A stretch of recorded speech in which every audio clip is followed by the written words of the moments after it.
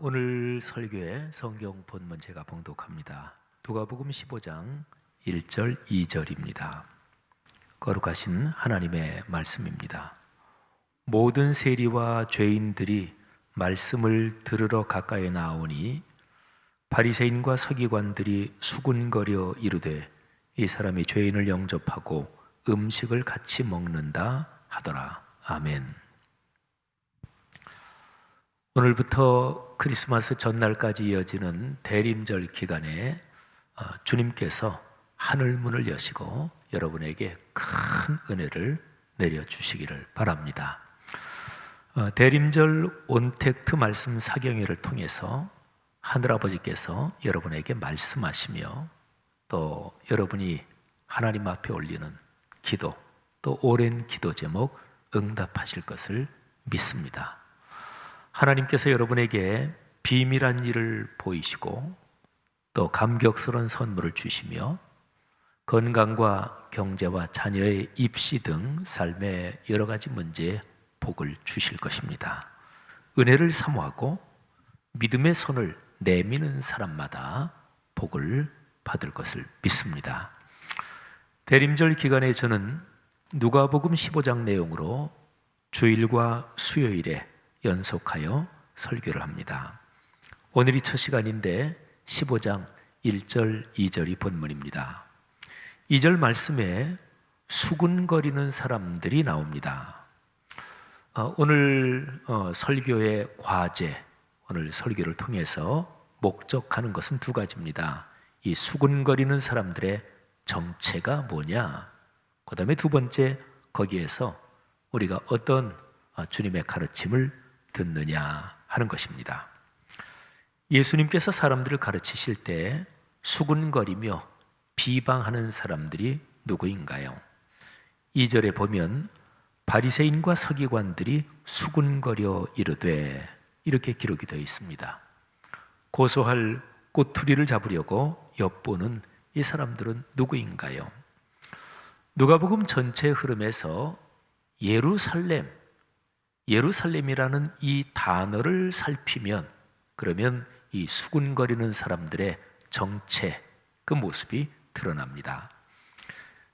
이 수군거리는 사람들은 예루살렘의 종교 그리고 정치 권력, 거기에 깊이 연관되어 있기 때문에 그렇습니다. 자, 예루살렘과 연관해서 예수님이 예루살렘하고 어떤 연관이 있는지 살펴보겠습니다. 누가복음 전체 이야기에서 예수님은 세 번 예루살렘에 올라가십니다. 첫 번째는 태어나신 지 8일 만에 할례를 받으실 때입니다. 누가복음 2장 22절을 보십시오. 모세의 법대로 정결 예식의 날이 참에 아기를 데리고 예루살렘에 올라가니, 마리아하고 요셉이 아기 예수를 데리고 예루살렘에 간 거지요. 자, 두 번째는 예수님이 12살 때였습니다. 누가복음 2장 41절 42절을 한번 들어보십시오. 그의 부모가 해마다 6월절이 되면 예루살렘으로 가더니 예수께서 12살 되었을 때에 그들이 이 절기의 관례를 따라 올라갔다가. 아멘. 자, 세 번이라 그랬죠. 예수님께서 예루살렘에 가신 게 누가복음 이야기에서 말이죠. 예루살렘으로 올라가시는 예수님의 세 번째 여정은 십자가의 길입니다. 십자가를 지러 예루살렘으로 올라가시는 예수님, 이 여정이 마태, 마가, 누가, 요한 사복음서의 중심 구조입니다. 누가복음 역시 마찬가지고요. 십자가를 향하여 예루살렘으로 올라가는 그 집요하고 긴박한 여정, 한번 우리가 따라가 보려고 합니다. 먼저 9장 31절이 중요합니다. 표준 세번역으로 제가 읽겠습니다. 그들은 영광에 쌓여 나타나서 예수께서 예루살렘에서 이루실 일, 곧 그의 죽으심에 대하여 말하고 있었다. 아멘. 예수님께서 베드로, 야고보, 요한 세 제자를 데리고 갈릴리에서 더 북쪽으로 올라간 지역의 어느 높은 산에 올라가셨습니다. 예수님께서 거기에서 천국의 영광스러운 모습으로 변화되시고 그 자리에 모세, 엘리야 두 분이 나타납니다. 그리고 이 세 분이 예루살렘의 십자가 사건에 관하여 말씀을 나누십니다. 여러분, 북쪽에 어느 높은 산을 생각을 해보십시오. 갈릴리보다 더 북쪽으로 올라간 지역이에요. 거기에서 남쪽으로 이렇게 내려다보면 우선 이스라엘의 북부지방 갈릴리, 그 다음에는 중부지방 사마리아, 그리고는 남부지방 유다. 그런데 유다 남부지방에서 해발 800m의 산성도시가 예루살렘입니다. 그러니까 지금 변화산이라고 보통 부르는 이 북부의 높은 산에서 저 남쪽의 산성도시 예루살렘을 향하여 영적인 전쟁이 선포되는 겁니다. 자, 9장 51절로 가겠습니다. 예수님께서 마음에 작심을 하십니다. 예수께서 하늘에 올라가실 날이 찼다. 그래서 예수께서는 스스로 예루살렘에 가시기로 마음을 굳히셨다. 자, 그 이후에 진행되는 이야기에서 예루살렘이 언급되는 중요한 세 구절을 보겠습니다. 13장 22절, 17장 11절, 18장 31절입니다. 제가 이어서 읽을 텐데요. 한번 그 흐름을 생각하면서 들어보십시오. 예수님은 한치도 흐트러짐 없이 일직선으로 예루살렘으로 가십니다. 예수께서 예루살렘으로 가시는 길에 가르치시면서 각 성읍과 마을을 지나가셨다. 예수께서 예루살렘으로 가시는 길에 사마리아와 갈릴리 사이를 지나가시게 되었다. 예수께서 12 제자를 곁에 불러놓으시고 그들에게 말씀하셨다. 보아라, 우리는 예루살렘으로 올라가고 있다. 인자에 관하여, 인자는 예수님께서 자신을 가리키실 때 쓰시는 표현이에요. 인자에 관하여 예언자들이 기록한 모든 일이 이루어질 것이다. 예수님이 예루살렘을 향하여 계속 가시는 거예요. 예수님께서 드디어 남부 유다 지역의 여리고에 도착하셨습니다. 예루살렘은 800m 고지의 산성도시라 그랬죠. 여리고는 해수면보다도 조금 낮은 도시 이 정도입니다. 그 여리고에서부터는 이제 본격적으로 예루살렘을 향하여 올라가는 길입니다.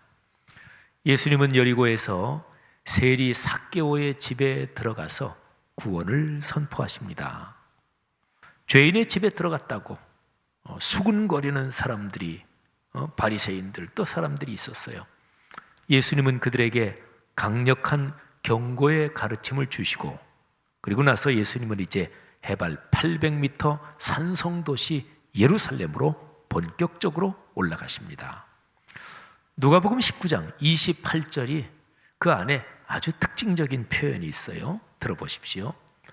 예수께서 이 말씀을 마치시고 앞장서서 걸으시며 예루살렘으로 올라가고 계셨다. 여러분, 제가 지금 읽어드린 이 구절에서 앞장서서 걸으시며, 마치 전쟁터에서요, 어떤 고지를 점령하는데 이렇게 조심스럽게 계속 접근하다가 마지막에 돌격 앞으로 하는 게 있잖아요. 그때 지휘관이 앞서서 뛰어나가면서 돌격 앞으로 나를 따르라, 마치 그런 분위기 비슷합니다. 앞장서서 걸으시며, 예수님은 결연한 자세로 앞장서서 성큼성큼 예루살렘으로 올라가십니다. 다 올라가서 베다니에서 나귀를 타고 예루살렘에 입성하시고, 그리고 예루살렘의 권력자들과 충돌하십니다. 21장으로 가면 예수님은 예루살렘이 처참하게 멸망할 것을 예고하십니다. 그리고 22장, 23장으로 가면 예수님이 체포되시고 신문을 당하시고 사형 선고를 받으시지요. 그리고서 십자가를 지시고 골고다 언덕으로 끌려가십니다. 그런데 끌려갈 때 많은 사람들이 뒤를 따라가고, 그리고 많은 여인들은 울면서 따라갑니다. 그런데 예수님께서 그 여인들에게 이렇게 말씀하십니다. 23장 28절 말씀이에요. 예루살렘의 딸들아, 나를 위하여 울지 말고 너희와 너희 자녀를 위하여 울라. 아멘. 여러분 보세요. 현상적으로만 보면 예루살렘은 예수님이 패배하신 곳입니다. 죽임을 당하셨으니까요. 그러나 예수님은 부활하셨습니다. 부활하신 주님께서 예루살렘 성 밖 동쪽으로, 성 밖 그 베다니 앞에서 하늘로 올라가십니다. 바로 감람산이에요. 승천하시면서 제자들은 이렇게 말씀하십니다. 누가복음의 맨 마지막 장이 24장인데요 24장 48절 말씀입니다. 또 그의 이름으로 죄사함을 받게 하는 회개가 예루살렘에서 시작하여 모든 족속에게 전파될 것이 기록되었으니 너희는 이 모든 일의 증인이라. 아멘. 예루살렘이 이제 바뀌는 거예요. 이제 예루살렘에서 세상을 구원하는 복음이 출범합니다. 예루살렘은 예수님이 패배하신 곳이잖아요. 그런데 부활하시고 위대한 사명을 주시면서 이제 예루살렘은 예수님과 제자들에게 패배한 장소가 아닙니다. 위대한 복음의 출발지입니다. 제자들은 예수님의 승천을 목격하고서 큰 기쁨을 안고 예루살렘으로 돌아옵니다. 그들은 주님께서 말씀하시고 약속하신 대로 위에서부터 오는 능력을 받을 때까지, 성령이 임하실 때까지 예루살렘에서 기도하고 찬송합니다. 자, 누가복음의 제일 마지막 부분 2절, 24장 52, 53절을 한번 들어보십시오. 그들이 그에게 경배하고, 그러니까 승천하시는 예수 그리스도 그분에게 경배하고 큰 기쁨으로 예루살렘에 돌아가 늘 성전에서 하나님을 찬송하니라. 아멘. 자, 누가복음은 끝났어요. 그 이후의 이야기는 어떻게 전개될까요? 그는 누가복음의 속편인 사도행전으로 이어집니다. 누가복음과 사도행전 둘 다 의사 직업을 가졌던 누가라는 분이 쓰셨어요. 누가복음은 전편이고 사도행전은 누가복음이 끝난 그 다음부터 이야기가 이어집니다. 성령의 강림 그리고 교회 시대의 위대한 서사가 이 사도행전에 전개됩니다. 그 거대한 흐름이 2000년을 내려오면서 지금 여기에 있는 여러분과 저 우리 공동체에도 이어지는 거예요. 한국 교회와 그리고 오늘날의 교회 공동체에 이어지고 있는 거예요. 저는 어제 설교를 쭉 마무리하고 또 누가복음의 이야기를 쭉 흐름을 보면서 바로 이 지점에서 한번 크게 감동을 받았습니다. 그렇구나. 바로 누가복음 사도행전으로 이어지는 위대한 복음의 흐름이 여기 지금 우리에게 이어지고 있는 거지. 사랑하는 성도 여러분들이요, 이 거룩한 감동과 이 확신과 그리고 헌신이 우리 교회 공동체에 넉넉하기를 축복합니다. 자, 중요한 사실이 있습니다. 우리가 오늘 설교에서 누가복음 15장에 나오는 수군거리는 사람들의 정체가 뭐냐, 그 정체를 밝히고 그리고 거기에서 가르침을 얻는 것이다. 이거를 다시 한번 기억합시다. 자, 그것을 위해서 우리가 지금까지 예수님하고 예루살렘과의 관계를 추적을 했죠. 자, 그런데 이 전체 흐름을 보면 구조가 이렇게 되는 거예요. 예수님께서 북쪽 갈릴리에서 남쪽의 예루살렘으로 가시는데 점점 더 가까워지실수록 긴장이 높아집니다.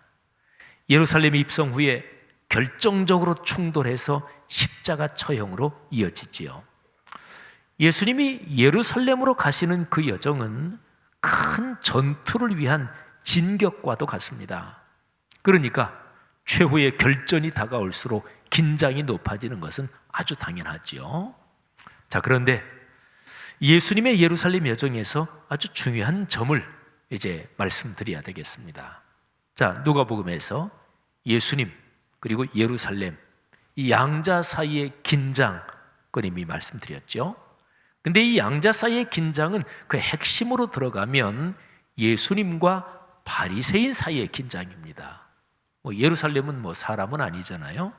그러니까 예수님과 예루살렘 사이의 긴장, 예수님이 예루살렘을 향해서 마치 군사령관이 진격을 명령하시듯이 앞장서서 가시는데 그 내용을 보면 예수님과 바리새인 사이의 긴장입니다.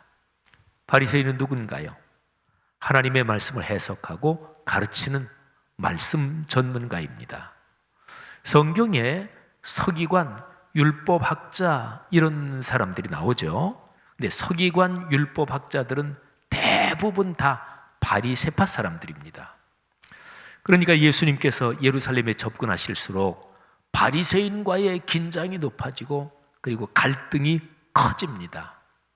근데 누가복음 전체 얘기에서 예수님하고 바리새인들하고 진짜로 대판 충돌하는 아주 결정적인 장면이 누가복음 11장 37절 이하에 나옵니다.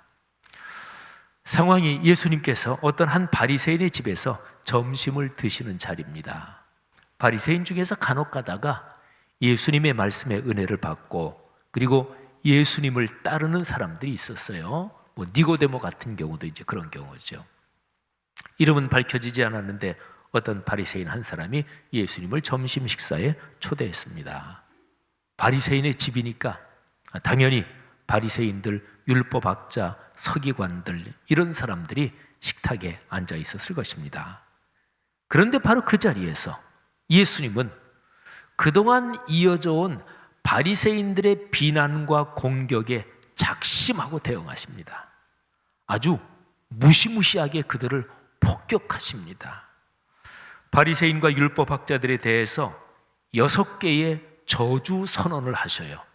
그 저주 선언이 예수님의 입에서 막 쏟아져 나옵니다. 제가 한번 그 구절들에서 중요한 부분을 읽어드리겠습니다. 한번 그 장면을 상상하시고 예수님께서 얼마나 강력하게 말씀하시는지 한번 생각해 보세요. 사복음서에 기록된 예수님의 생애 전체 이야기 중에서 예수님이 가장 강력하시다 그런 장면을 한 두세 장면을 꼽는다면 그 중 하나입니다. 너희 바리새인은 지금 잔과 대접의 겉은 깨끗이 않아 너희 속에는 탐욕과 악독이 가득하도다. 화 있을진저 너희 바리새인이여, 너희가 박하와 운향과 모든 채소의 11조는 들이되 공의와 하나님께 대한 사랑은 버리는도다. 화 있을진저 너희 바리새인이여, 너희가 회당의 높은 자리와 시장에서 문안 받는 것을 기뻐하는도다. 화 있을진저 너희여, 너희는 평토장한 무덤 같아서 그 위를 밟는 사람이 알지 못하느니라. 화 있을진저 또 너희 율법 교사여, 지기 어려운 짐을 사람에게 지우고 너희는 한 손가락도 이 짐에 대지 않는도다. 화 있을진저 너희는 선지자들의 무덤을 만드는도다. 화 있을진저 너희 율법 교사여, 너희가 지식의 열쇠를 가져가서 너희도 들어가지 않고 또 들어가고자 하는 자도 막았느니라. 아멘. 상황이 어땠을까요? 바리새인들이 난리가 났습니다. 점심 식사 자리였지요. 식사는 파장입니다. 요 6개의 저주 선언이 담긴 이 얘기가 바로 끝나고 나서 그 뒤에 이어지는 11장의 마지막 구절이에요. 53절, 54절을 들어보십시오. 거기서 나오실 때, 예수님께서 거기서 나오실 때 서기관과 바리새인들이 거세게 달려들어 여러 가지 일을 따져 묻고 거세게 달려들었습니다. 예수님의 제자들이 막기도 했어야 됐을 거예요. 예수님을 초대한 그 바리새인이 또 말렸을 거예요. 아유 여보시오, 이거 왜들 이러십니까? 아유 내가 예수님이 이분을 초대했는데 아유 좀 나중에 하십시오. 거세게 달려들어 여러 가지 일을 따져 묻고 그 입에서 나오는 말을 책잡고자 하여 노리고 있더라. 여러분, 바리새인들은 말씀드린 대로 예루살렘의 종교 권력자들입니다. 정치권과도 긴밀하게 결탁하고 있었습니다. 그들에게 밑보이면 위험합니다. 죽을 수도 있습니다. 실제로 그 정도의 권한 또는 그 정도의 이런 힘을 가지고 있습니다. 자, 11장 마지막까지 말씀드렸죠. 바로 이어지는 12장 1절 이하의 내용을 보면 바리새인들에게 당할 공격 또는 죽음까지 감수하는 그 위험, 여기에 대해서 기록이 되어 있습니다. 자, 12장으로 넘어가서 1절, 4절 그리고 11, 12절을 제가 한번 읽어드리겠습니다. 그동안에 무리 수만 명이 모여 서로 밟힐 만큼 되었더니 예수님의 인기는 굉장히 높아져서 사람들이 예수님에게 계속 몰려드는 거예요. 그런데 예수께서 먼저 제자들에게 말씀하여 이르시되 바리새인들의 누룩 곧 외식을 주의하라. 예수님께서 계속해서 바리새인들을 엄하게 책망하시는 거죠. 신앙에서 제일 중요한 것은 진실함입니다. 그런데 바리새인들은 겉다르고 속다르고 종교적 가식이 가득했습니다. 그들의 외식을 주의하라. 내가 내 친구 너희에게 말하노니 몸을 죽이고 그 후에는 능히 더 못하는 자들을 두려워하지 말라. 여러분, 이 표현에는 바리새인들이 사람을 죽일 수 있는 힘도 있다, 그 얘기를 하는 거지요. 사람이 너희를 회당이나 위정자나 권세 있는 자 앞에 끌고 가거든 어떻게 무엇으로 대답하며 무엇으로 말할까 염려하지 말라. 실제로 바리새인들에 의해서 끌려갈 수 있고 체포될 수 있다는 얘기를 하는 거예요. 무엇으로 말할까 염려하지 말라. 마땅히 할 말을 성령이 곧 그때 너희에게 가르치시리라. 아멘. 여러분, 11장의 대충돌 이후 그리고 12장, 13장, 14장에서 예수님은 계속해서 이런저런 가르침으로 바리새인들의 위선적인 신앙을 책망하며 바른 신앙의 길을 가르치십니다. 14장까지 계속 그래요. 그리고 나서 15장으로 넘어가요. 그리고 15장 1, 2절이 오늘 설교의 본문입니다. 모든 세리와 죄인들이 말씀을 들으러 가까이 나오니 바리새인과 서기관들이 수군거려 이르되 이 사람이 죄를 영접하고 음식을 같이 먹는다 하더라. 여러분, 생각해 보십시오. 지금 바리새인들, 이 사람들이 수군거리는 게 예수님에 대해서 안 좋은 얘기를 하면서 야, 좀 작게 얘기해. 저 양반이 혹시 들으면 결례가 돼. 이 정도의 수군거림이었을까요? 아니겠죠. 11장에서 대판 충돌한 것을 떠올리시면 됩니다. 여기 이 수군거리는 사람들이 누구입니까? 말씀의 해석자여 선생인 바리새인과 서기관들입니다.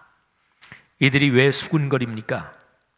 말씀이 삶으로 이어져야 한다는 예수님의 가르침에서 말씀과 삶이 일치하지 않는 자신들의 위선이 드러납니다.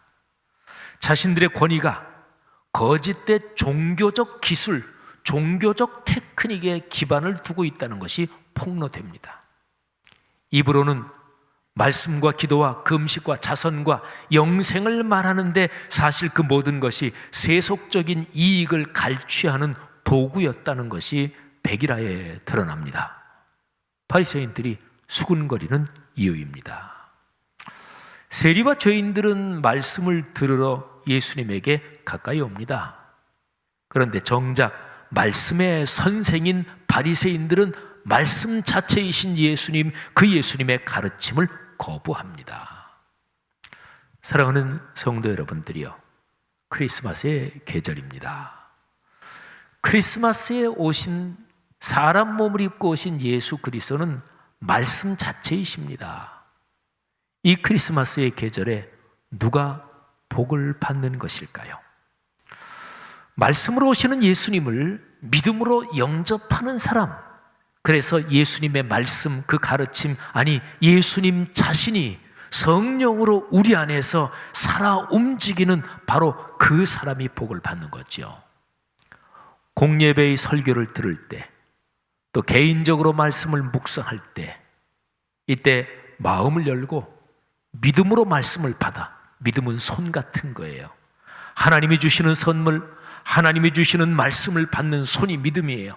그러니까 말씀이 선포될 때 마음을 열고 믿음으로 받아 삶으로 순명하는 사람, 그 사람이 복을 받습니다. 사랑하시는 성도 여러분들이요, 여러분 모두가 그런 복을 받으시기를 축복합니다. 기억합시다. 말씀이 삶으로 이어지는 것이 예수님을 본받는 것입니다. 예수 그리스도를 통해서 삼위일체 하나님을 만나는 것이 복음입니다. 이 대림절의 복된 기간에 이 복을 다들 받으시고 넉넉하게 누리시고 또 다른 사람과 나누시기를 주님의 이름으로 축복합니다.